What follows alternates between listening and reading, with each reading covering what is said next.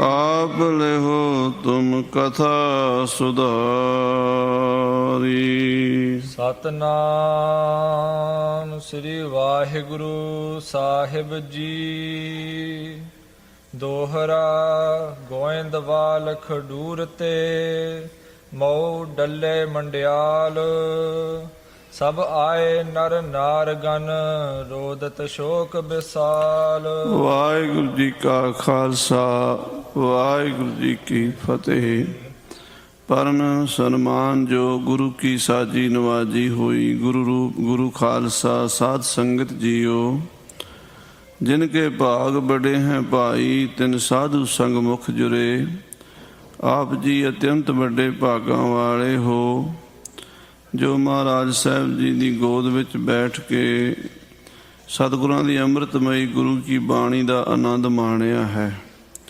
गुरमुख परिवार सरदार महेंद्र सिंह, सरदार मनप्रीत सिंह और बीबी गुरमुख प्यारे अमनप्रीत कौर सहित परिवार वालों श्री सुखमनी साहब जी के पाठ उपरंत सोधा राज साहब जी के पाठ गुरबाणी के कीर्तन आप जी ने सरवण कीते हैं और सतगुरु महाराज साहब जी की जो लड़ीवार कथा गुर इतिहास की चल रही है। आप जी हर रोज़ गुरु दरबार च हाजिर हो के सरवण करते हो। पिछले प्रकरण च आप जी सुन चुके हो। धन गुरु हरगोबिंद साहब जी महाराज नूं भाई मेरे ने बेनती की कि मेरे नगर पिंड बकाले विच चरण पाओ। श्री अमृतसर तो चल के महाराज बाबे बकाले साहब आए छेवें पातशाह। भाई मेरे ने बड़ी प्रेम नाल सेवा की। नाल माता जी नूं भी बेनती की सी भी माता जी भी आउण ते वड्डे माता जी माता गंगा जी भी आए। पर जदों इत्थे आए माता जी इत्थे सचखंड गमन कर गए, चलाना कर गए। माता गंगा जी का अंतिम संस्कार मर्यादा जो ब्यासा दरिया दे विच जल प्रवाह किया गया ते उन्हां दी याद विच गुरुद्वारा जो है वो बाबे बकाले शहर दे अंदर जिहड़ी सड़क जीटी रोड जा रही है बाबे बकाले तो महते चौंक बटाले वाले पासे उहदे उत्ते ही रोड दे गुरुद्वारा साहब है माता गंगा जी का। माता गंगा जी इत्थे सचखंड गमन कर गए। भाई मेरे ने बेनती की महाराज जी माता जी का दशहरा इत्थे ही करो। महाराज कहन लगे नहीं श्री अमृतसर संगतां बहुत व्याकुल होणगियां उत्थे जाके सारा समागम करांगे। अगले दिन महाराज अमृतसर पहुँच गए ने जाके श्री गुरु ग्रंथ साहब का पाठ आरंभ करा दिता है। भाई गुरदास जी पाठ कर रहे ने, सारिया संगतां सुन रही ने, बैराग बहुत छाया होया है। माता जी माता गंगा जी सारे पंथ विच ही बड़ी ठंडी छां देण वाली मां सी। धन गुरु अर्जन देव जी की धर्म पत्नी गुरु हरगोबिंद साहब की मां सब दुनिया याद करती है माता गंगा जी नूं। ते श्री अमृतसर दे विच बैराग शोक की लहर चल रही है। संगतां आउंदियां ने गुरु हरगोबिंद साहब दे नाल अफसोस ज़ाहिर करदियां ने। महाराज कहंदे भाई धीरज रखो, भाणा मनो, वाहिगुरु दे हुक्म नूं कोई मोट नहीं सकदा। माता जी नूं नहीं रोना क्योंकि माता जी अपने घर गए ने, सचखंड गए ने। कबीर संत मुए क्या रोई है जो अपने गृह जाए। रोवो साकत बापरे जो हट है हट विकाए। जिहड़े महापुरुष ते अपने घर चले जाते हैं ते जिहड़े साडे वर्गे पापी बंदे ने वो जन्म मरण दे विच जूनियां च पै के दुखी हुंदे ने। सो महाराज श्री गुरु हरगोबिंद साहब सच्चे पातशाह जी सारे रिश्तेदारां नूं सारियां संगतां नूं ये खबर भेज दित्ती। आओ एक कथा सुनिए, प्यार नाल आखिए सतनाम श्री वाहिगुरु साहिब जी। सतनाम श्री वाहिगुरु साहिब जी। दोहरा गोइंदवाल खडूर ते। श्री गोइंदवाल साहब गुरु अर्जन देव जी के नानके हैं। गुरु अमरदास जी का परिवार भल्ले साहिबजादे। श्री खडूर साहब दे विच गुरु अंगद देव जी की अंश बंश बाबा दातू जी ते बाबा दासू जी का परिवार रहिंदा है। ਉਹਨਾਂ ਨੂੰ ਖਬਰ ਪਹੁੰਚੀ ਹੈ ਵੀ ਗੁਰੂ ਮਹਾਰਾਜ ਦੇ ਮਾਤਾ ਜੀ ਮਾਤਾ ਗੰਗਾ ਜੀ ਚਲਾਣਾ ਕਰ ਗਏ ਨੇ। ਖੰਡੂਰ ਸਾਹਿਬ ਤੋਂ ਸੰਗਤਾਂ ਚੱਲ ਪਈਆਂ, ਗੋਇੰਦਵਾਲ ਸਾਹਿਬ ਤੋਂ ਸੰਗਤਾਂ ਚੱਲ ਪਈਆਂ, ਮੋ ਡੱਲੇ ਮੰਡਿਆਲ ਤੇ ਮੌ ਸਾਹਿਬ ਮਾਤਾ ਗੰਗਾ ਜੀ ਦੇ ਪੇਕੇ ਨੇ। ਫਲੌਰ ਦੇ ਕੋਲ, ਬਿਲਗੇ ਦੇ ਕੋਲ, ਇੱਧਰ ਨਕੋਦਰ ਵੱਲੋਂ ਆਈਏ ਇਹ ਪਿੰਡ ਪੈਂਦੇ ਨੇ ਬਿਲਗਾ ਤੇ ਮੌ ਸਾਹਿਬ। ਇੱਥੇ ਮਹਾਰਾਜ ਜੀ ਦੇ ਗੁਰੂ ਅਰਜਨ ਦੇਵ ਜੀ ਦੇ ਸਹੁਰੇ, ਮਾਤਾ ਗੰਗਾ ਜੀ ਦੇ ਪੇਕੇ, ਗੁਰੂ ਹਰਗੋਬਿੰਦ ਸਾਹਿਬ ਦੇ ਨਾਨਕੇ ਮੌ ਸਾਹਿਬ। ਇਹ ਮੌ ਸਾਹਿਬ ਤੋਂ ਵੀ ਤੇ ਡੱਲਾ ਸੁਲਤਾਨਪੁਰ ਦੇ ਲਾਗੇ ਹੈ, ਜਿੱਥੇ ਦੇ ਮਾਤਾ ਦਮੋਦਰੀ ਜੀ ਦੇ ਪੇਕੇ ਹਨ। ਯਾਨੀ ਸਾਰੇ ਰਿਸ਼ਤੇਦਾਰ। ਮੰਡਿਆਲੀ ਉਹ ਪਾਕਿਸਤਾਨ 'ਚ ਰਹਿ ਗਈ ਹੁਣ। ਉੱਥੋਂ ਦੇ ਮਾਤਾ ਮਹਾਂਦੇਵੀ ਜੀ ਹੋਏ ਨੇ। ਮਾਤਾ ਮਹਾਂਦੇਵੀ ਗੁਰੂ ਹਰਗੋਬਿੰਦ ਸਾਹਿਬ ਦੀ ਤੀਸਰੀ ਪਤਨੀ, ਕਿਉਂਕਿ ਮਹਾਰਾਜ ਦੇ 3 ਮਹਿਲ ਸਨ 6ਵੇਂ ਪਾਤਸ਼ਾਹ ਦੇ। ਮਾਤਾ ਦਮੋਦਰੀ ਜੀ ਡੱਲੇ ਤੋਂ ਸੀ। ਮਾਤਾ ਨਾਨਕੀ ਜਿਹੜੀ ਸੀ ਉਹ ਬਾਬੇ ਬਕਾਲੇ ਤੋਂ ਵੀ, ਤੇ ਉਹਨਾਂ ਦਾ ਅੰਮ੍ਰਿਤਸਰ ਵੀ, ਦੋਵਾਂ ਜਗ੍ਹਾ ਤੇ ਉਹਨਾਂ ਦਾ ਪਰਿਵਾਰ ਸੀ। ਤੇ ਜਿਹੜੇ ਮਾਤਾ ਮਹਾਂਦੇਵੀ ਜੀ ਸਨ, ਮਰਵਾਈ ਜੀ ਜਿਹਨਾਂ ਨੂੰ ਕਹਿੰਦੇ ਆ, ਉਹ ਮੰਡਿਆਲੀ ਅੱਜ ਕੱਲ੍ਹ ਪਾਕਿਸਤਾਨ 'ਚ ਰਹਿ ਗਿਆ ਪਿੰਡ। ਇਹ ਤਿੰਨੇ ਮਾਤਾ ਦੇ ਪੇਕੇ ਵੀ ਆਏ ਹਨ। ਸਭ ਆਏ ਨਰ ਨਾਰ ਗਨ, ਜਿੰਨੇ ਰਿਸ਼ਤੇਦਾਰ ਸੀ, ਹੋਰ ਸੰਗਤਾਂ ਸੀ, ਗੁਰੂ ਘਰ ਦੇ ਪ੍ਰੇਮੀ, ਸਭ ਆਪਣੇ ਕੰਮਕਾਰ ਛੱਡ ਕੇ ਅੰਮ੍ਰਿਤਸਰ ਨੂੰ ਤੁਰ ਪਏ ਨੇ ਵੀ ਮਾਤਾ ਜੀ ਦੇ ਭੋਗ ਤੇ ਪਹੁੰਚੀਏ। ਰੋਦਤ ਸ਼ੋਕ ਵਿਸਾਲ, ਬੀਬੀਆਂ ਬੜਾ ਬੈਰਾਗ ਕਰਦੀਆਂ ਨੇ, ਸੰਗਤਾਂ ਦੇ ਅੱਖਾਂ 'ਚੋਂ ਹੰਝੂ ਨਹੀਂ ਸੁੱਕਦੇ। ਧੰਨ ਮਾਤਾ ਗੰਗਾ ਜੀ, ਕਿਉਂਕਿ ਮਾਤਾ ਗੰਗਾ ਜੀ ਤਾਂ ਲੰਗਰ 'ਚ ਖੜ ਜਾਂਦੇ ਸੀ, ਸਵੇਰ ਦੇ ਖੜੇ ਸ਼ਾਮ ਤਾਈਂ ਲੰਗਰ ਹੀ ਵਰਤਾਈ ਜਾਂਦੇ ਸੀ। ਇੰਨਾ ਪਿਆਰ ਨਾਲ ਲੰਗਰ ਬਣਾਉਣਾ ਆਪਣੇ ਹੱਥੀਂ, ਆਪ ਹੀ ਦਾਲਾਂ ਭਾਜਾ ਸਬਜ਼ੀਆਂ ਤਿਆਰ ਕਰ ਕਰ ਸੰਗਤਾਂ ਨੂੰ ਛਕਾਈ ਜਾਣੀਆਂ। ਤੇ ਮਾਤਾ ਦੀ ਤਾਂ ਠੰਡੀ ਛਾਂ ਸੀ ਮਾਤਾ ਗੰਗਾ। ਸਭ ਸੰਗਤਾਂ, ਸਾਰੇ ਪ੍ਰੇਮੀ ਯਾਦ ਕਰ ਕਰਕੇ ਰੋਂਦੇ ਹਨ। ਚੌਪਈ ਗੁਰ ਮਹਿਲਨ ਮਹਿ ਸ਼ਬਦ ਰੁਦਨ ਕੋ, ਗੁਰੂ ਕੇ ਮਹਿਲ ਅੰਮ੍ਰਿਤਸਰ ਵਿੱਚ ਬੀਬੀਆਂ ਆਉਂਦੀਆਂ ਨੇ, ਬੈਰਾਗ ਕਰਦੀਆਂ ਨੇ, ਰੋ ਪੈਂਦੀਆਂ ਨੇ। ਭਇਓ ਵਿਸਾਲ ਮੇਲੀਨ ਗਨ ਕੋ, ਬੜਾ ਇਕੱਠ ਹੋਇਆ, ਬਹੁਤ ਵੱਡਾ। 1-2 ਨਹੀਂ, ਹਜ਼ਾਰਾਂ ਦੀ ਤਾਦਾਦ 'ਚ ਸੰਗਤਾਂ ਪਹੁੰਚੀਆਂ ਨੇ। ਹਾਂਜੀ। ਕਰਹਿ ਸਰਾਹਨ ਗੁਣ ਸਮੁਦਾਏ, ਸਾਰੀਆਂ ਸੰਗਤਾਂ, ਬੀਬੀਆਂ, ਬੰਦੇ, ਪੁਰਸ਼ ਸਾਰੇ ਕਹਿੰਦੇ ਮਾਤਾ ਜੀ ਵਰਗਾ ਮਹਾਂਪੁਰਸ਼ ਨਹੀਂ ਕੋਈ ਵੇਖਿਆ। ਧੰਨ ਮਾਤਾ ਗੰਗਾ ਜੀ, ਧੰਨ ਮਾਤਾ ਗੰਗਾ ਜੀ, ਧੰਨ ਮਾਤਾ ਗੰਗਾ ਜੀ। ਏਦਾਂ ਸੰਗਤਾਂ ਦੀ ਰਸਨਾ ਤੋਂ ਧੰਨ ਧਾਨੀ ਹੋ ਰਹੀ ਹੈ। ਸਿਮਰ ਸਿਮਰ ਗਨ ਤ੍ਰੇ ਰੁਦਨਾਏ, ਔਰ ਬੀਬੀਆਂ ਯਾਦ ਕਰ ਕਰਕੇ ਮਾਤਾ ਜੀ ਨੂੰ ਰੋ ਪੈਂਦੀਆਂ। ਸਾਧ ਸੰਗਤ ਜੀ, ਇੱਥੇ ਪਿਆਰ ਦੀ ਖੇਡ ਹੈ। ਜਿਸ ਪਿਆਰੇ ਸਿਉਨੇ ਹੋ ਤਿਸ ਆਗੇ ਮਰ ਚੱਲੀ ਹੈ। ਤ੍ਰਿਗ ਜੀਵਨ ਸੰਸਾਰ ਤਾਂ ਕਿ ਪਾਛੇ ਜੀਵਣਾ। ਜਿਨ੍ਹਾਂ ਨਾਲ ਪਿਆਰ ਹੋਵੇ ਨਾ, ਉਹਨਾਂ ਤੋਂ ਪਹਿਲਾਂ ਮਰਨ ਨੂੰ ਜੀ ਕਰਦਾ ਹੈ। ਸ੍ਰੀ ਅੰਮ੍ਰਿਤਸਰ ਸਾਹਿਬ ਦੇ ਵਿੱਚ ਅੱਜ ਸ਼ੋਕ ਦੀ ਲਹਿਰ ਹੈ। ਬੱਚਾ ਬੱਚਾ ਰੋ ਰਿਹਾ ਹੈ, ਘਰ ਘਰ ਦੇ ਵਿੱਚ ਦੁੱਖ ਹੈ। ਮਾਤਾ ਜੀ ਦਾ ਵਿਛੋੜਾ ਝੱਲਿਆ ਨਹੀਂ ਜਾ ਰਿਹਾ। ਵਹਿਰ ਗੁਰੂ ਢਿਗ ਬਾਤ ਕਰਨ ਤੇ, ਮਹਾਰਾਜ 6ਵੇਂ ਪਾਤਸ਼ਾਹ ਬਾਹਰ ਦੀਵਾਨ ਲਾ ਕੇ ਬੈਠੇ ਨੇ। ਸੰਗਤਾਂ ਆ ਕੇ ਬੈਠ ਰਹੀਆਂ ਨੇ, ਪਰਚਾਉਣੀ ਕਰਦੀਆਂ ਨੇ। ਸਾਰੇ ਮਾਤਾ ਜੀ ਦੇ ਬਾਰੇ ਪੁੱਛਦੇ ਨੇ, ਕਿਵੇਂ ਮਾਤਾ ਜੀ ਨੇ ਚਲਾਣਾ ਕੀਤਾ, ਕਿੱਥੇ ਕੀਤਾ। ਤੇ ਉਹ ਸਾਰੀ ਗੱਲ ਮਹਾਰਾਜ 6ਵੇਂ ਪਾਤਸ਼ਾਹ ਦੱਸਦੇ ਨੇ ਵੀ ਭਾਈ ਮੇਰਾ ਸਾਨੂੰ ਲੈ ਗਿਆ ਸੀਗਾ ਬਾਬੇ ਬਕਾਲੇ ਨਗਰ ਦੇ ਵਿੱਚ, ਤੇ ਬਕਾਲੇ ਜਾ ਕੇ ਉਹਦੇ ਘਰ ਮਾਤਾ ਜੀ ਰਹੇ ਨੇ। ਕੁਝ ਸਮਾਂ ਸੰਗਤਾਂ ਨੂੰ ਉੱਥੇ ਦਰਸ਼ਨ ਦਿੱਤੇ ਨੇ ਮਾਤਾ ਜੀ ਨੇ। ਫਿਰ ਮਾਤਾ ਜੀ ਕਹਿੰਦੇ ਸਾਨੂੰ ਹੁਕਮ ਆ ਗਿਆ, ਅਸੀਂ ਸੱਚਖੰਡ ਜਾ ਰਹੇ ਹਾਂ ਤੇ ਸਾਡਾ ਜਲ ਪ੍ਰਵਾਹ ਕਰ ਦਿਆ ਜੇ ਬਿਆਸਾ ਨਦੀ ਵਿੱਚ, ਤੇ ਬਾਕੀ ਸਾਰਾ ਪ੍ਰੋਗਰਾਮ ਅੰਮ੍ਰਿਤਸਰ ਕਰਨਾ। ਇਹ ਕਰਕੇ ਮਾਤਾ ਜੀ ਸੱਚਖੰਡ ਚਲੇ ਗਏ। ਇਹ ਸਾਰਾ ਬਚਨ 6ਵੇਂ ਪਾਤਸ਼ਾਹ ਜੀ ਦੱਸਦੇ ਹਨ। ਭਾਗਵਾਨ ਦੀਰਘ ਉਚਰੰਤੇ, ਸਭ ਕਹਿੰਦੇ ਧੰਨ ਮਾਤਾ ਗੰਗਾ ਜੀ ਵੱਡੇ ਭਾਗਾਂ ਵਾਲੀ ਸੀ। ਇਹੋ ਜੀ ਮਾਂ ਕਿੱਥੋਂ ਲੱਭਣੀ ਹੈ, ਜਿਹਦੀ ਕੁੱਖ ਤੋਂ ਦਲ ਭੰਜਨ ਗੁਰ ਸੂਰਮਾ ਬੜ ਜੋਧਾ ਪਰਉਪਕਾਰੀ। ਮਾਂ ਬਲੀ 6ਵੇਂ ਪਾਤਸ਼ਾਹ ਦਾ ਅਵਤਾਰ ਹੋਇਆ ਹੋਵੇ। ਧੰਨ ਜਨਨੀ ਜਿਨ ਜਾਇਆ, ਧੰਨ ਪਿਤਾ ਪ੍ਰਧਾਨ, ਸਤਿਗੁਰ ਸੇਵ ਸੁਖ ਪਾਇਆ, ਵਿੱਚੋਂ ਗਿਆ ਗੁਮਾਨ। ਇਹੋ ਜੀ ਮਾਂ ਜਿਸ ਨੇ ਧੰਨ ਗੁਰੂ ਅਰਜਨ ਦੇਵ ਸੱਚੇ ਪਾਤਸ਼ਾਹ ਜੀ ਦੀ ਸੇਵਾ ਕੀਤੀ, ਬੜੇ ਬੜੇ ਮਹਾਂਪੁਰਸ਼ਾਂ ਦੀ ਸੰਗਤ ਕੀਤੀ, ਤੇ ਗੁਰੂ ਹਰਗੋਬਿੰਦ ਸਾਹਿਬ ਜੀ ਨੂੰ ਜਨਮ ਦਿੱਤਾ ਧੰਨ ਮਾਤਾ ਗੰਗਾ ਜੀ ਹਨ। ਭਿਖ ਹੋਫ ਨਾ ਜਹਾਨ ਤਮਾਮ। ਛੇਵੇਂ ਪਾਤਸ਼ਾਹ ਕਹਿੰਦੇ ਭਾਈ ਸਾਧ ਸੰਗਤ, ਇਹ ਜਿਹੜਾ ਸੰਸਾਰ ਹੈ ਨਾ, ਇਹ ਸਾਰਾ ਹੀ ਫਾਨੀ ਹੈ। ਇਹ ਜੋ ਦੁਨੀਆ ਸ਼ਹਿਰ ਮੇਲਾ, ਇਹ ਜਾਦੂ ਦਾ ਮੇਲਾ, ਇਵੇਂ ਨਹੀਂ ਰਹਿਣਾ, ਬਦਲ ਰਿਹਾ, ਛਿਣ ਛਿਣ ਬਦਲ ਰਿਹਾ। ਇੱਥੇ ਕੋਈ ਚੀਜ਼ ਸਦਾ ਨਹੀਂ ਰਹਿੰਦੀ, ਇਹ ਤਾਂ ਆਉਣ ਜਾਣ ਵਾਲੀ ਸਰਾਂ ਹੈ। ਹਾਂਜੀ, ਨਹੀਂ ਰਹਿਤ ਨਿਤ ਕਾਹੋ ਮੁਕਾਮ।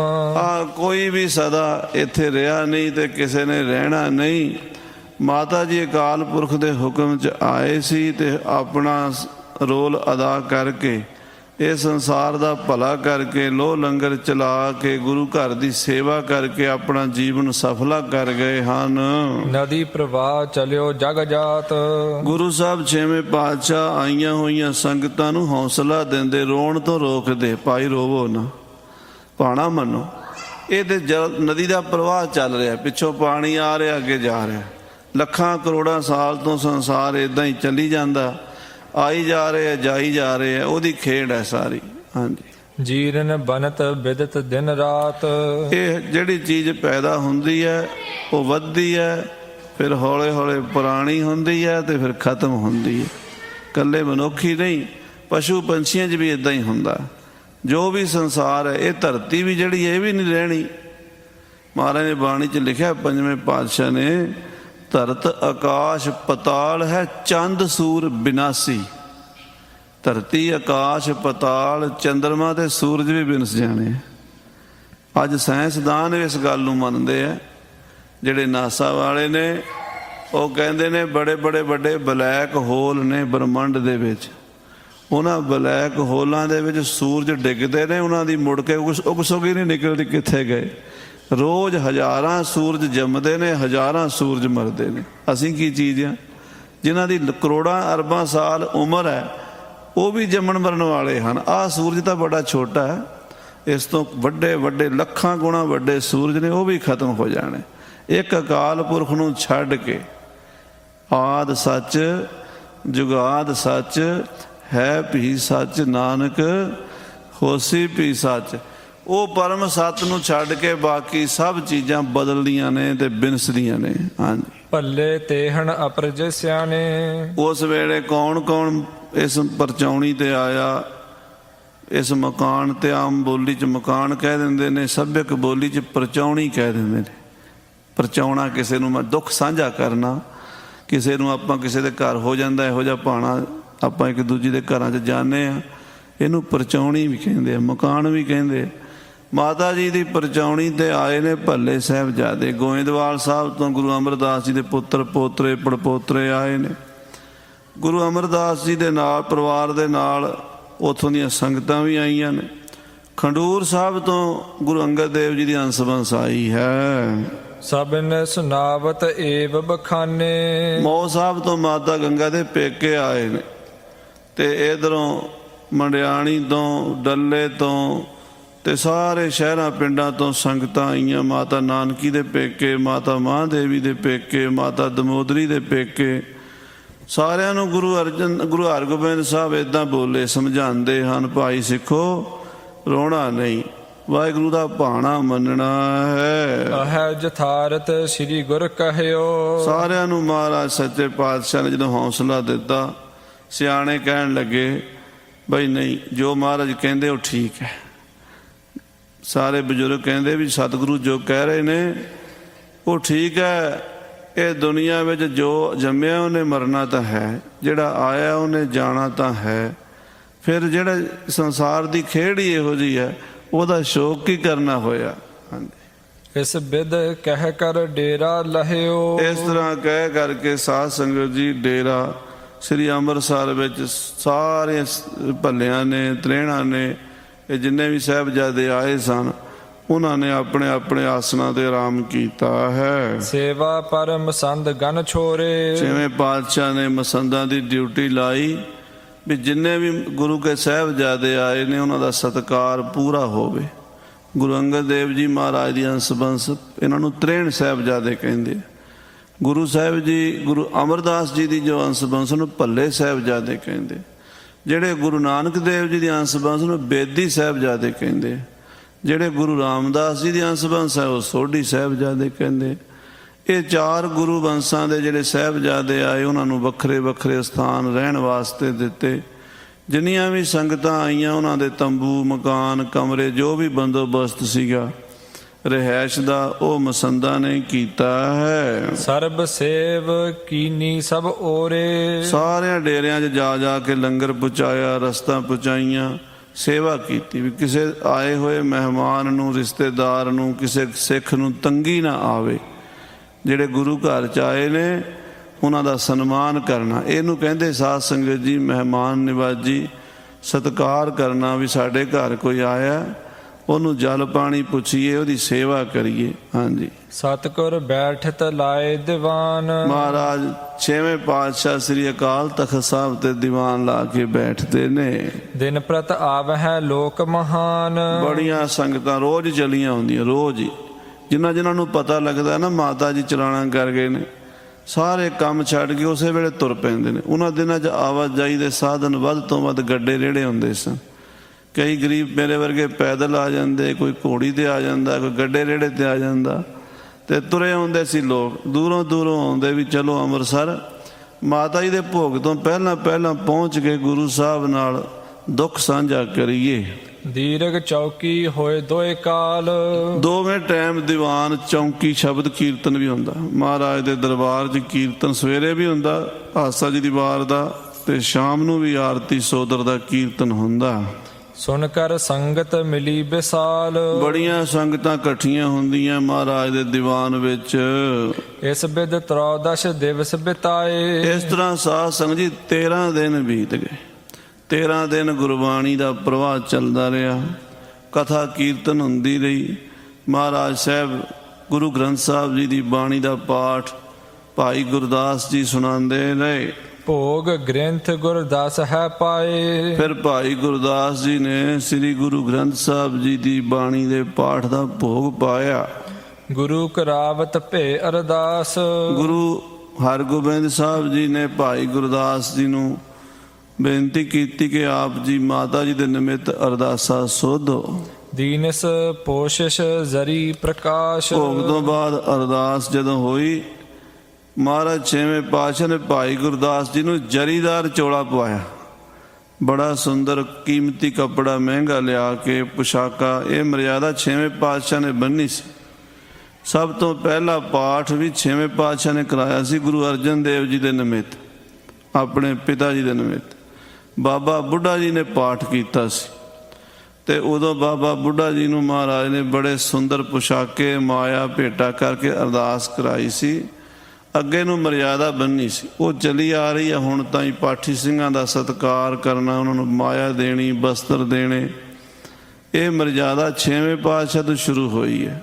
ਹਾਂਜੀ, ਦੀਨ ਦਿਜਨ ਕੋ ਦਾਨ ਕਨੇਰੇ, ਜਿੰਨੇ ਗਰੀਬ ਗੁਰਬੇ ਸਨ, ਸਾਧੂ ਸੰਤ ਸਨ, ਬ੍ਰਾਹਮਣ ਸਨ, ਸਾਰਿਆਂ ਨੂੰ ਮਾਣ ਸਨਮਾਨ ਦਿੱਤਾ। ਜਿਹੜੇ ਉੱਥੇ ਗੁਰੂ ਘਰ 'ਚ ਆਏ ਸੀ ਪ੍ਰਸ਼ਾਦਾ ਛਕਣ, ਨਾਲੇ ਉਹਨਾਂ ਨੂੰ ਪ੍ਰਸ਼ਾਦਾ ਛਕਾਇਆ, ਨਾਲੇ ਉਹਨਾਂ ਨੂੰ ਗਰੀਬ ਗੁਰਬੇ ਨੂੰ, ਸਾਧੂ ਸੰਤਾਂ, ਭਿੰਗਮਾਂ ਨੂੰ ਮਾਇਆ ਵੀ ਅਰਦਾਸ ਕਰਾਈ ਹੈ। ਬਸਤਰ ਵਿਭੂਖਨ ਮੂਲ ਬਡੇਰੇ, ਨਾਲ ਬਸਤਰ ਵੀ ਦਿੱਤੇ ਨੇ, ਤੇ ਨਾਲ ਬੜੇ ਬੜੇ ਕੀਮਤੀ ਗਹਿਣੇ ਬਖਸ਼ਿਸ਼ ਕੀਤੇ ਹਨ। ਸਹਿਜਾ ਦਰਬ ਆਹਾਰ ਉਦਾਰਾ, ਜਿਸ ਨੂੰ ਜੋ ਚਾਹੀਦਾ ਸੀ, ਸੋਹਣੇ ਬਸਤਰ, ਸੋਹਣੇ ਮੰਜੇ ਬਿਸਤਰੇ, ਉਹ ਤੇ ਮਾਇਆ ਅਰਦਾਸੇ ਕਰਾਈ ਆ ਮਾਤਾ ਜੀ ਦੇ ਨਿਮਿਤ। ਤੋਸ਼ਨ ਕੀਨੇ ਸਰਬ ਪ੍ਰਕਾਰਾ, ਸਾਰਿਆਂ ਨੂੰ ਪ੍ਰਸੰਨ ਕੀਤਾ, ਸਭ ਨੂੰ ਖੁਸ਼ ਕੀਤਾ, ਜਿਹੜੇ ਵੀ ਗਰੀਬ ਗੁਰਬੇ ਆਏ ਸਨ।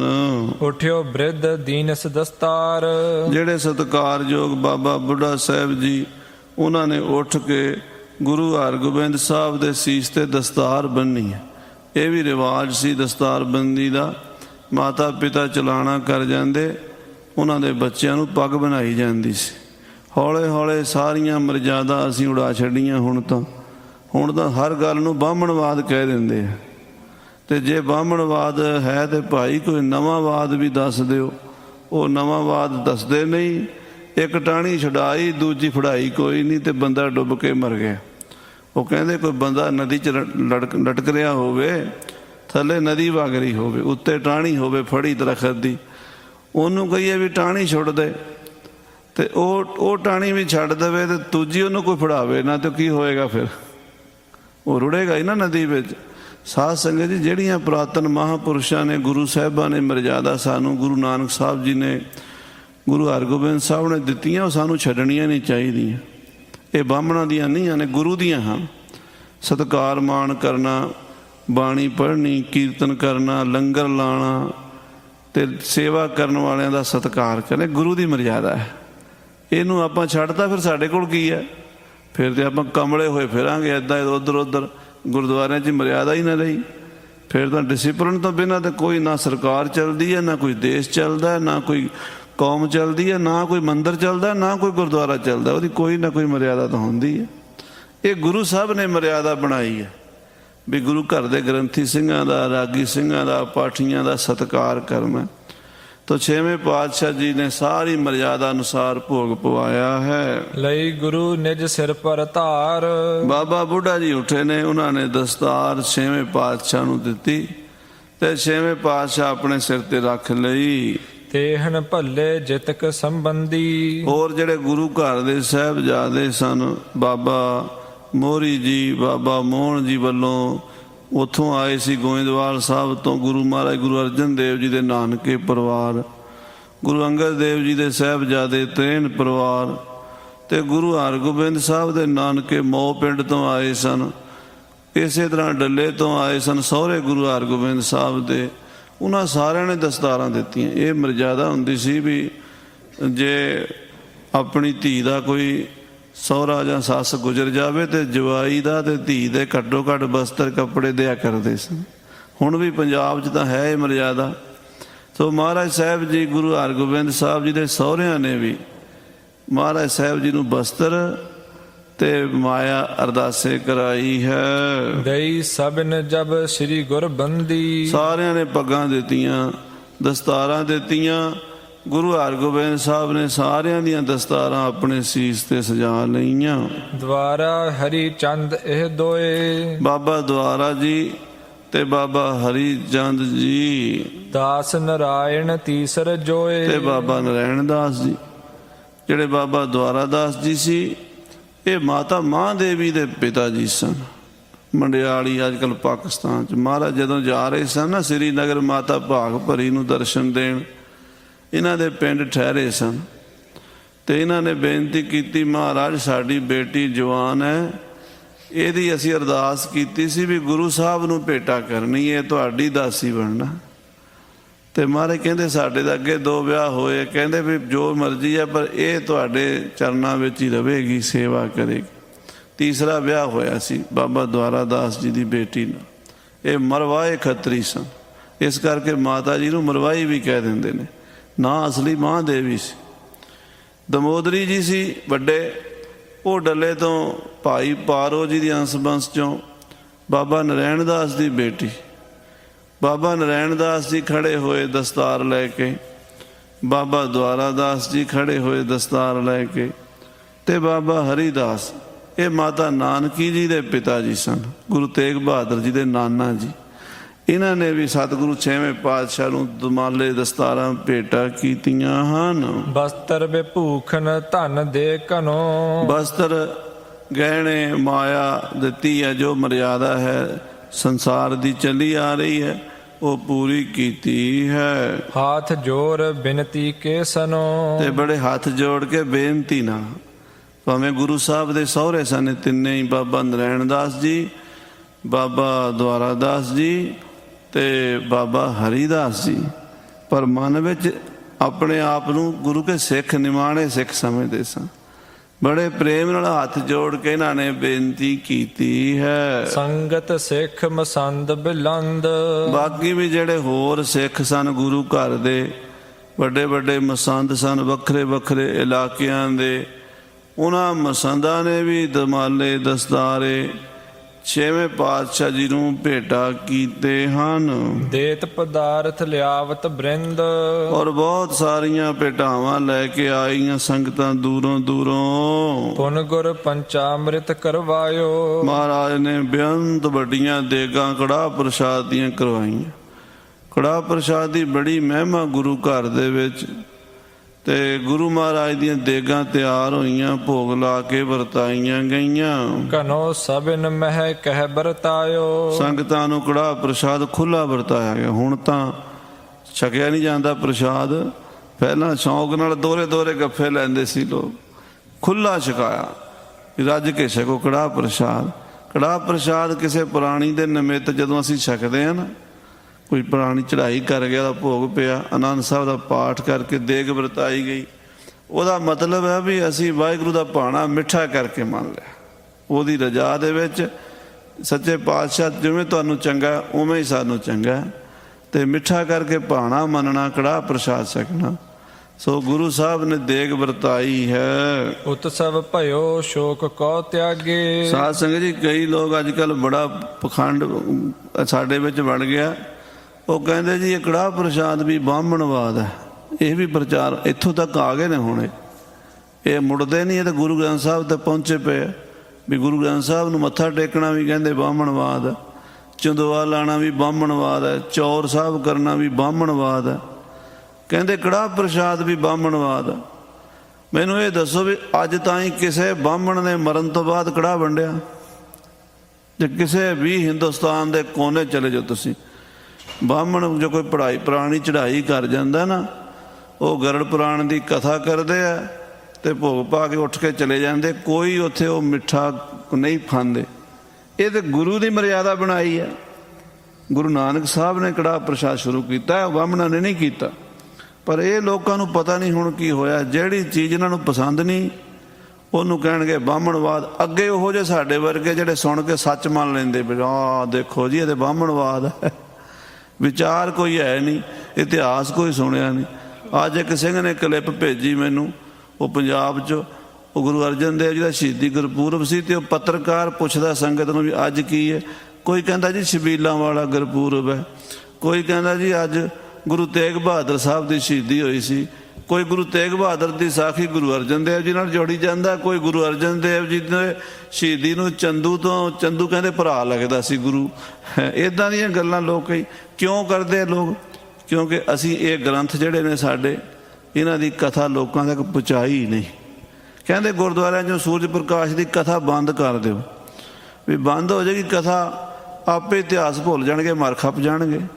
ਜਿਹੜੀ ਕੌਮ ਆਪਣਾ ਇਤਿਹਾਸ ਹੀ ਭੁੱਲ ਜਾਂਦੀ ਹੈ ਸਾਧ ਸੰਗਤ ਜੀ, ਉਹਦੇ ਪੱਲੇ ਕੱਖ ਨਹੀਂ ਜੇ ਰਹਿੰਦਾ, ਕੁਛ ਨਹੀਂ ਰਹਿੰਦਾ।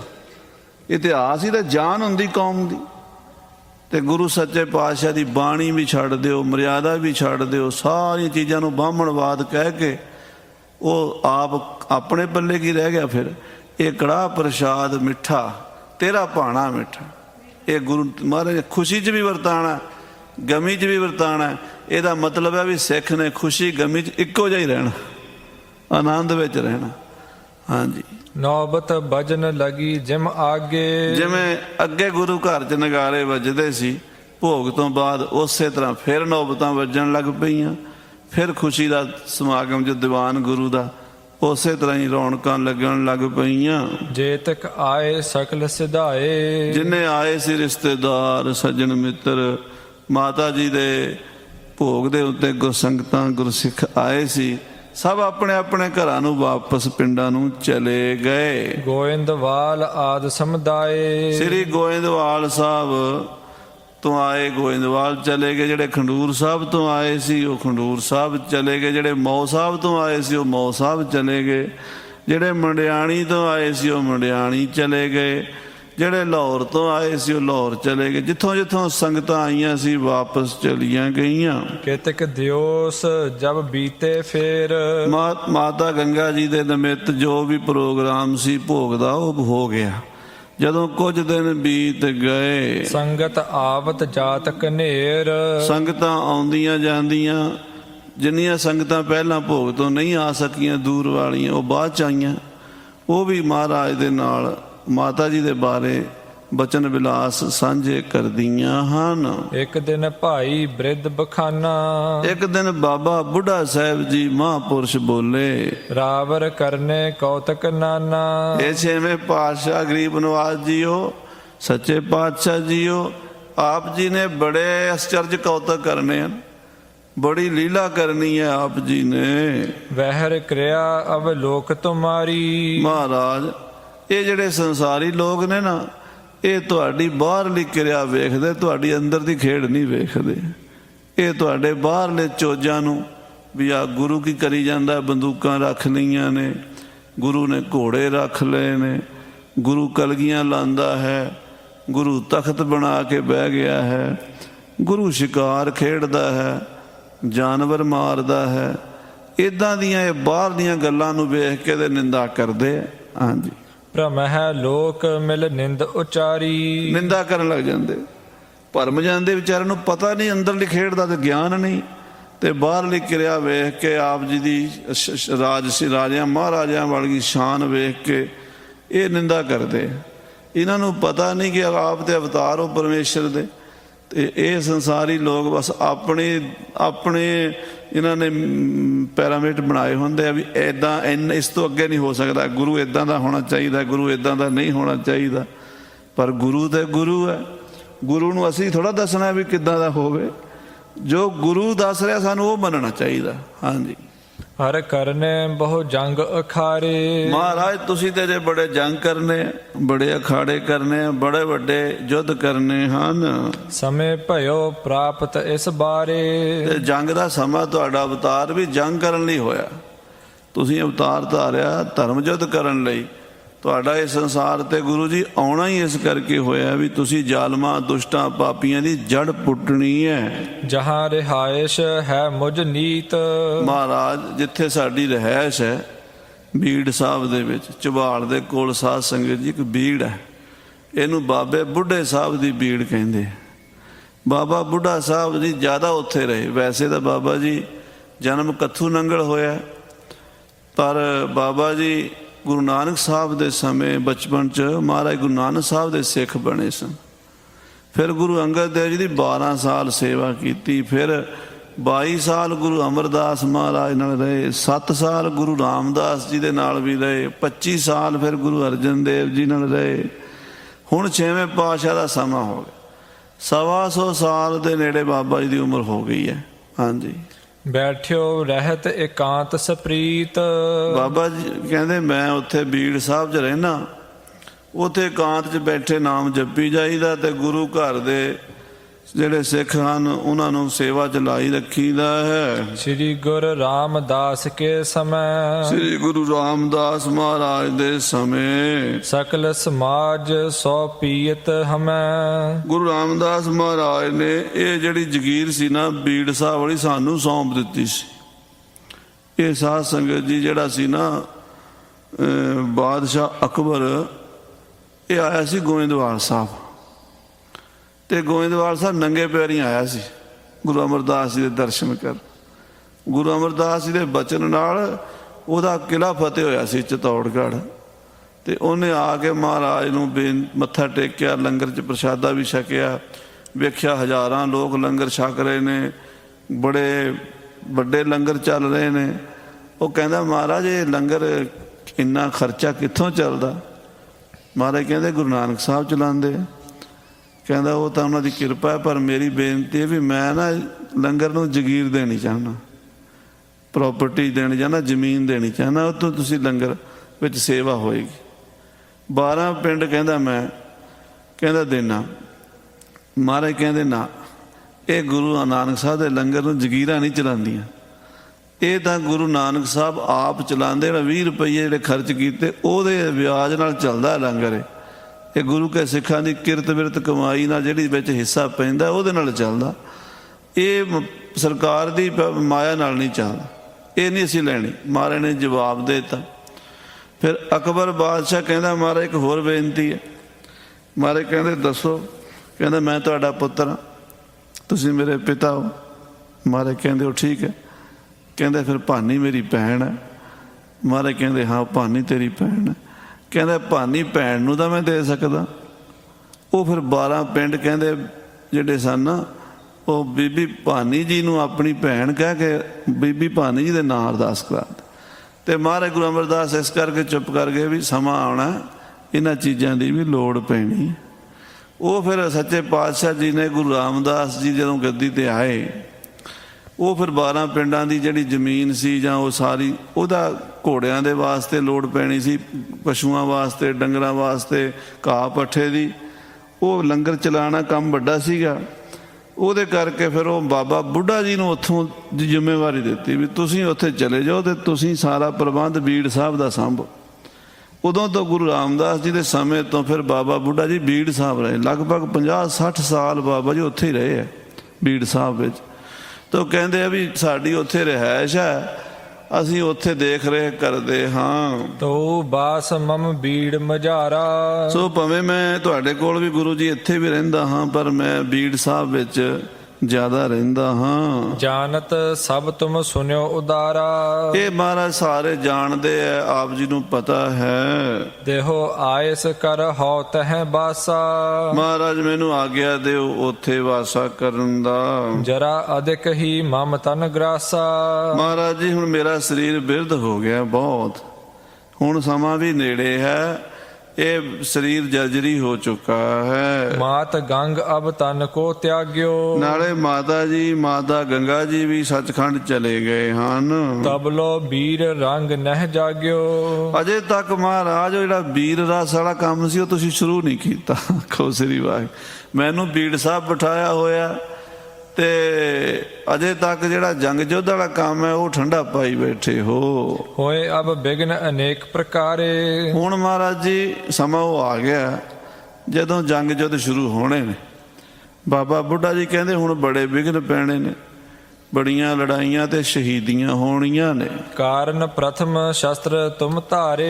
ਇਹਦੇ ਕਰਕੇ ਤੁਸੀਂ ਸ਼ਸਤਰ ਧਾਰਨ ਕੀਤੇ, ਪਹਿਲਾਂ ਹੀ ਤੁਹਾਨੂੰ ਸ਼ਸਤਰ ਪਵਾਏ, ਮੀਰੀ ਪੀਰੀ ਦੀਆਂ ਤੇਗਾਂ ਅਸੀਂ ਪਵਾਈਆਂ ਹਨ। ਸੁਨ ਸ੍ਰੀ ਗੁਰ ਨੇ ਸਕਲ ਵਿਚਾਰੀ। ਬਾਬਾ ਬੁੱਢਾ ਜੀ ਦਾ ਇਸ਼ਾਰਾ ਸਮਝ ਕੇ ਮਹਾਰਾਜ ਛੇਵੇਂ ਪਾਤਸ਼ਾਹ ਬਾਬਾ ਜੀ ਕੀ ਕਹਿ ਰਹੇ ਆ। ਹਾਂਜੀ, ਜਥਾ ਜੋਗ ਬ੍ਰਿਧ ਇੱਛਾ ਧਾਰੀ। ਮਹਾਰਾਜ ਕਹਿੰਦੇ ਬਾਬਾ ਜੀ ਜੋ ਇੱਛਾ ਕਰ ਰਹੇ ਨੇ ਜਾਂ ਖਿਆਲ ਕਰ ਰਹੇ ਨੇ ਬੜੀ ਦੂਰ ਅੰਦੇਸੀ ਦਾ। ਬਾਬਾ ਬੁੱਢਾ ਸਾਹਿਬ ਜੀ ਜੋ ਇੱਛਾ ਕਰ ਰਹੇ ਨੇ ਭਲੀ ਕਰ ਰਹੇ ਨੇ। ਪੂਰਬ ਭੀ ਇਹ ਵਹਿਰ ਰਹੰਤੇ। ਪਹਿਲਾਂ ਵੀ ਬਾਬਾ ਬੁੱਢਾ ਜੀ ਬਾਹਰ ਹੀ ਰਹਿੰਦੇ ਸੀ ਬੀੜਾਂ ਵਿੱਚ। ਹਮਰੇ ਹਿਤ ਠਹਿਰੇ ਹਿਤਵੰਤੇ। ਔਰ ਸਾਡੇ ਵਾਸਤੇ ਇੱਥੇ ਠਹਿਰੇ ਹਨ। ਸਮਾ ਜੁੱਧ ਕੋ ਪਹੁੰਚੋ ਆਈ। ਸੋ ਜੰਗ ਦਾ ਸਮਾਂ ਆ ਪਹੁੰਚਿਆ ਹੈ ਹੁਣ। ਇਮ ਵਿਚਾਰ ਆਇਸ ਫੁਰਮਾਈ। ਮਹਾਰਾਜ ਨੇ ਆਗਿਆ ਦਿੱਤੀ। ਕਰਕੈ ਚਰਨ ਕਮਲ ਕੋ ਬੰਦਨ। ਛੇਵੇਂ ਪਾਤਸ਼ਾਹ ਜੀ ਨੇ ਬਾਬਾ ਬੁੱਢਾ ਜੀ ਦੇ ਚਰਨਾਂ ਤੇ ਨਮਸਕਾਰ ਕੀਤੀ ਤੇ ਹੱਥ ਜੋੜ ਕੇ ਮਹਾਰਾਜ ਕਹਿਣ ਲੱਗੇ, ਬਾਰ ਬਾਰ ਪਿਖ ਛਤਰ ਨਿਕੰਦਨ। ਤੇ ਬਾਬਾ ਬੁੱਢਾ ਜੀ ਗੁਰੂ ਸਾਹਿਬ ਦੇ ਚਰਨਾਂ ਤੇ ਮੱਥਾ ਟੇਕਦੇ। ਕੈਸਾ ਪ੍ਰੇਮ ਸੀਗਾ।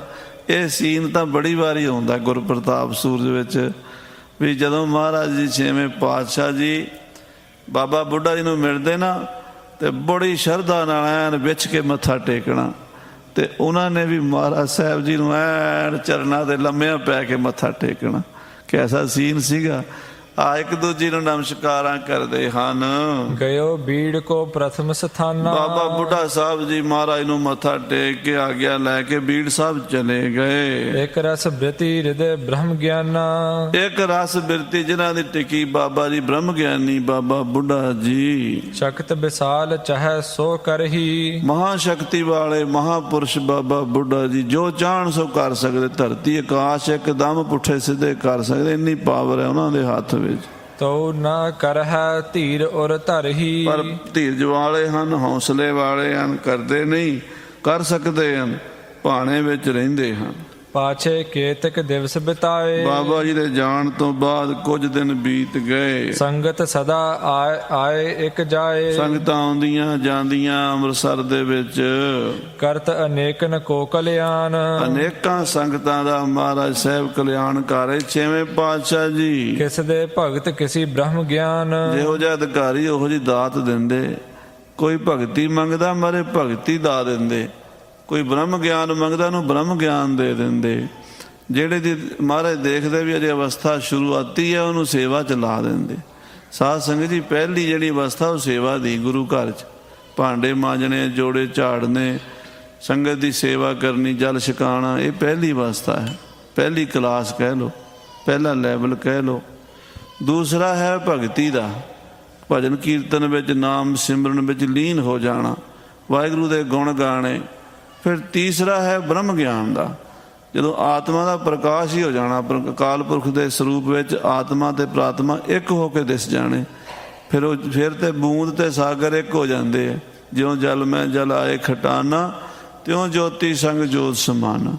ਇਉਂ ਮਹਾਰਾਜ ਜੀ ਜਿਹੋ ਜਿਹੀ ਕਿਸੇ ਦੀ ਅਵਸਥਾ ਹੋਵੇ, ਜਿਹੜਾ ਪਹਿਲੀ ਕਲਾਸ ਵਾਲਾ ਉਹਨੂੰ ਪਹਿਲੀ 'ਚ ਬਿਠਾਉਣਾ ਪੈਂਦਾ। ਇਹ ਤਾਂ ਨਹੀਂ ਹੁੰਦਾ ਵੀ ਊੜਾ ਆੜਾ ਨਹੀਂ ਪੜ੍ਹਿਆ ਤੇ ਉਹਨੂੰ ਐਮਏ ਦੀ ਕਿਤਾਬ ਪੜ੍ਹਾ ਦੀ, ਇੱਦਾਂ ਤਾਂ ਹੁੰਦਾ ਨਹੀਂ। ਜੇ ਊੜੇ ਆੜੇ ਆਉਂਦਾ ਨਹੀਂ ਉਹਨੂੰ ਕਹੀਏ ਵੀ ਹੁਣ ਤੂੰ ਐਮਏ ਪੜ੍ਹ, ਉਹ ਨਹੀਂ ਕਰ ਸਕਦਾ। ਪਹਿਲਾਂ ਸੇਵਾ, ਫਿਰ ਭਗਤੀ, ਫਿਰ ਬ੍ਰਹਮ ਗਿਆਨ। ਇਉਂ ਮਹਾਰਾਜ ਸਾਹਿਬ ਜੀ ਜੀਵਾਂ ਨੂੰ ਤਾਰਦੇ, ਉਹਦੀ ਵਿਵਸਥਾ ਦੇਖ ਲੈਂਦੇ ਆ। ਹਾਂਜੀ, ਕਿਸ ਕੀ ਕਰਹਿ ਕਾਮਨਾ ਪੂਰੀ। ਤੇ ਜਿਹੜੇ ਮੇਰੇ ਵਰਗੇ ਸੰਸਾਰੀ ਬੰਦੇ, ਉਹ ਵਿਚਾਰੇ ਉਹਨਾਂ ਤੋਂ ਭਗਤੀ ਵੀ ਕੀ ਕਰਨੀ ਉਹਨਾਂ ਨੇ। ਉਹ ਤਾਂ ਕਹਿੰਦੇ ਮਹਾਰਾਜ ਸਾਡੇ ਘਰ ਕਾਕਾ ਹੋ ਜਾਵੇ, ਸਾਡੇ ਕਾਕੇ ਦੀ ਕੁੜਮਾਈ ਹੋ ਜਾਵੇ, ਸਾਡਾ ਕਾਰੋਬਾਰ ਚੱਲ ਜੇ। ਮਹਾਰਾਜ ਉਹ ਵੀ ਕਰ ਦਿੰਦੇ। ਕਿਉਂ? ਜੋ ਮੰਗੇ ਠਾਕਰ ਆਪਣੇ ਤੇ ਸੋਈ ਸੋਈ ਦੇਵ। ਸੰਸਾਰੀ ਬੰਦਿਆਂ ਦੀਆਂ ਸੰਸਾਰੀ ਮੰਗਾਂ ਵੀ ਪੂਰੀਆਂ ਕਰਦੇ, ਔਰ ਜਿਨ੍ਹਾਂ ਦੀਆਂ ਪੂਰੀਆਂ ਹੁੰਦੀਆਂ ਉਹਨਾਂ ਦੇ ਮਨ 'ਚ ਫਿਰ ਸ਼ਰਧਾ ਵੀ ਜਾਗਦੀ। ਉਹ ਸੇਵਾ ਤਾਂ ਹੀ ਕਰਦੇ ਨਾ। ਹੁਣ ਆਪਾਂ ਜੇ ਆਉਂਦੇ ਗੁਰਦੁਆਰੇ ਤਾਂ ਹੀ ਆਉਂਦੇ, ਸਾਡਾ ਕੰਮ ਬਣਦਾ। ਕੋਈ ਸਾਡੀ ਅਰਦਾਸ ਸੁਣੀ ਜਾਂਦੀ ਮਹਾਰਾਜ ਕੋਲ ਤਾਂ ਆਪਾਂ ਆਉਂਦੇ ਹਾਂ, ਤੇ ਫਿਰ ਆਪਾਂ ਸੇਵਾ ਵੀ ਕਰਾਂਗੇ। ਜੇ ਸੇਵਾ ਕਰਨ ਲੱਗ ਪਏ ਫਿਰ ਆਪਾਂ ਭਗਤੀ ਵੀ ਕਰਾਂਗੇ, ਭਗਤੀ ਕਰਨ ਲੱਗ ਪਏ ਫਿਰ ਆਪਾਂ ਬ੍ਰਹਮ ਗਿਆਨੀ ਵੀ ਬਣਾਂਗੇ। ਟਾਈਮ ਆਏਗਾ, ਹੌਲੇ ਹੌਲੇ ਚੱਲੀ ਚੱਲੋ। ਤੇ ਜੇ ਆਪਾਂ ਪਹਿਲੇ ਦਿਨ ਹੀ ਕਹੀਏ ਵੀ ਬਾਬਾ ਜੀ ਮੈਨੂੰ ਹੁਣੇ ਬ੍ਰਹਮ ਗਿਆਨ ਕਰਾ, ਉਹ ਇੱਕ ਜੱਟ ਡਾਂਗ ਲੈ ਕੇ ਸਾਧ ਦੇ ਦੁਆਲੇ ਹੋ ਗਿਆ, ਕਹਿੰਦਾ ਮੈਨੂੰ ਨਾਮ ਦੇ, ਨਹੀਂ ਤੇ ਮੈਂ ਤੇਰਾ ਸਿਰ ਪਾੜ ਦਿਆਂਗਾ। ਉਹ ਸਾਧ ਵਿਚਾਰਾ ਕੀ ਕਰੀਏ, ਔਖਾ ਕੰਮ ਹੈ। ਉਹ ਕਹਿੰਦਾ ਚਾਹੇ ਇੰਝ ਕਰ, ਤੂੰ ਨਾ ਗੋਪਾਲ ਗੋਪਾਲ ਜਪੀ ਜਾ। ਉਹ ਸਾਧ ਤੇ ਕਹਿ ਕੇ ਚਲਾ ਗਿਆ। ਉਹਨੇ ਤੇ ਆਪਣੀ ਜਾਨ ਬਚਾਈ। ਤੇ ਜੱਟ ਸੀਗਾ ਬੜਾ ਸਿਰੜੀ, ਬਹਿ ਗਿਆ ਚੌਂਕੜਾ ਮਾਰ ਕੇ ਗੋਪਾਲ ਗੋਪਾਲ ਗੋਪਾਲ ਗੋਪਾਲ। ਉਹ 2-4 ਮਿੰਟ ਬਾਅਦ ਕੋਈ ਕੰਮ ਪੈ ਗਿਆ, ਉਹ ਭੁੱਲ ਗਿਆ ਤੇ ਗੋਪਾਲ ਦੀ ਥਾਂ ਤੇ ਕਹਿੰਦਾ ਡਫਾਲ ਡਫਾਲ ਡਫਾਲ ਡਫਾਲ। ਉਹ ਡਫਾਲ ਡਫਾਲ ਜਪਦੇ ਦੀ ਐਸੀ ਲਿਵ ਲੱਗੀ ਕਿ ਕੈਲਾਸ਼ ਪਰਬਤ ਤੇ ਸ਼ਿਵ ਜੀ ਕਹਿੰਦੇ ਪਾਰਬਤੀ ਸਾਡਾ ਇੱਕ ਭਗਤ ਇਹੋ ਜਿਹਾ ਪੈਦਾ ਹੋਇਆ, ਨਾਂ ਹੀ ਸਾਡਾ ਨਵਾਂ ਰੱਖ ਲਿਆ।